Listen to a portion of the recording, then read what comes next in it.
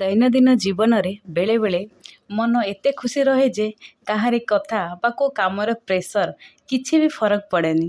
ହେଲେ ବେଳେବେଳେ ଏମିତି ସମୟ ଆସିଥାଏ ନା ଟିକିଏ କଥାରେ ବି ଆଖିରୁ ଲୁହ ଝରି ପଡ଼େ। ସକାଳୁ ଉଠିକି ଦେଖେ ତ ଆକାଶରେ ଜହ୍ନମାମୁଁ ମାନେ ଆମ ଝରକା ପାଖରେ ଦେଖାହେଉଛି। ମୁଁ ଶୋଇକି ଦେଖୁଛି ଆକାଶରେ ଜହ୍ନମାମୁଁ ଦେଖାହେଉଛି। ଦେଖିକି ଖୁସି ଲାଗିଲା, ଯାହା ହଉ ଏମିତି ବି ଦିନ ଗୋଟେ ଆସିଲା ମୁଁ ଜହ୍ନମାମୁଁକୁ ଦେଖୁଛି ଶୋଇକି ଝରକା ପାଖରେ। ତ ବହୁତ ଭଲ ଲାଗିଲା।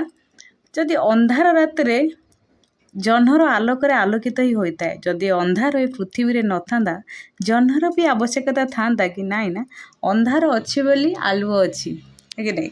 ତ ସକାଳୁ ମୁଁ ଉଠିଲି, ସକାଳୁ ଉଠିକି ତାପରେ ମୋ ନିତ୍ୟକର୍ମ ଯାହା, ମୁଁ ସକାଳୁ ଉଠିକି ଗରମ ପାଣି ପିଏ। ଗରମ ପାଣି ପିଇ ସାରିଲା ପରେ କିଛି ସମୟ ଆଜି ବସି ଯାଇଥିଲି, 5-10 ମିନିଟ୍ ଏମିତି ବସିଗଲି, କିନ୍ତୁ ଭଲ ଲାଗିଲା ମୋତେ ଏମିତି ବସିବା ପାଇଁ। ତ ବସିଗଲି, ତ କିଛି ବସିବା ମାନେ ମୁଣ୍ଡ ତ କିଛି ତାଙ୍କେ ଚାଲୁଥିବ ମାନେ ଭଲ ଫିଲ୍ ହେଉଥିଲା। ତ ଏମିତି ବସିଗଲି, ବସିଲା ପରେ ବାକି ଏକ୍ସରସାଇଜ୍ ଯାହା କରିବା କଥା ମୁଁ ତ କରିଲି। ତାପରେ କିଛି ସମୟ ମେଡ଼ିଟେସନ୍ କଲି। ଆଉ ମେଡ଼ିଟେସନ୍ କଲି ମୁଁ କହୁଛି ସମସ୍ତେ କରନ୍ତୁ। ନିଜ ଶରୀରକୁ, ନିଜ ମନକୁ, ନିଜ ମାଇଣ୍ଡକୁ କେତେ ଖଟେଇବା। ଆମେ ନିଜେ ଥକି ଯାଉଛନ୍ତି ବେଳେବେଳେ କାମ କରି। ତ ଆମ ମାଇଣ୍ଡ ଆଉ ଆମର ମନ ତ କେତେ ତାକୁ ଖଟେଇବେ, ତାକୁ ବି ଟିକେ ଶାନ୍ତ କରିକି 5-10 ମିନିଟ୍ ବସେଇଦେବା। ତ ସିଏ ବି ଆହୁରି ବେଶୀ ଯେତିକି କାମ କରୁନଥିବେ ତାହାର ଡବଲ୍ କାମ କରିବେ, କି ନାହିଁ? ତାପରେ ସେସବୁ କାମ ସରିଲା ପରେ ବାକି ନାସ୍ତା ବନେଇବା ଥିଲା ସକାଳେ, ସେସବୁ ବନେଇ ସାରିଲା ପରେ ତାପରେ ଆଜି କିଛି ସମୟ ଗୀତ ଶୁଣିବା ପାଇଁ ମନ ହେଲା। ଯେ କେବେ ମୋ ଜୀବନରେ ଲାଗୁଛି ମୁଁ କେବେ ଗୀତ ହିଁ ଗାଇନି। ତ ଥରେ ଆନୁଆଲ୍ ଫଙ୍କସନ୍ରେ ଗୀତ ଗାଇଥିଲି, ସମସ୍ତେ ହସୁଥିଲେ ମୋ ଗୀତ ଶୁଣିକି।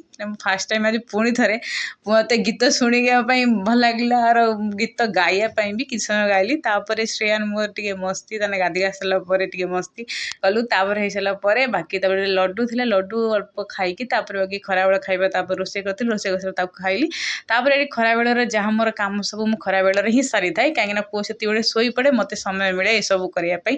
ଯାହା ମୋର ବୁକ୍ ରିଡ଼ିଂ ଥାଉ, ଯାହା ମୋର ୟୁଟ୍ୟୁବ୍ର କାମ ଥାଉ, ଯାହା ବି ଥାଉ, ମୁଁ ଏଇ ଖରାବେଳ ଟାଇମ୍ରେ ହିଁ କରେ।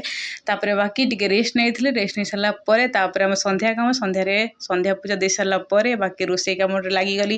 ଯାହା ସମସ୍ତେ କରନ୍ତୁ ମୋର ବି ସେଇ କାମ, ସକାଳ ଖରାବେଳ ରାତିରେ ରୋଷେଇ କରିବା। ରୋଷେଇ କରିକି ସମସ୍ତଙ୍କ ଘରେ ଯାହା, ମୋର ବି ସେଇଆ, ମୁଁ କିଛି ଅଲଗା ହିଁ କରୁନି।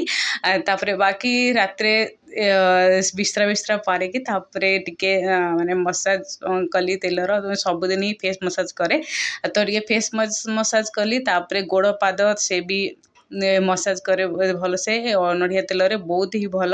ଫେସ୍ରେ ବି ମସାଜ କଲେ କିଛି ବି ମଶ୍ଚରାଇଜର୍ କିଛି ଦରକାର ହିଁ ନାହିଁ, ଏଇଟା ହିଁ ଭଲ ସବୁଠାରୁ। ତାପରେ କିଛି ସମୟ ଜର୍ନାଲ୍ ଲେଖିଲି। ଆଜି ପାଇଁ ଏତିକି, ରହୁଛି, ପୁଣି ଦେଖା ହବ।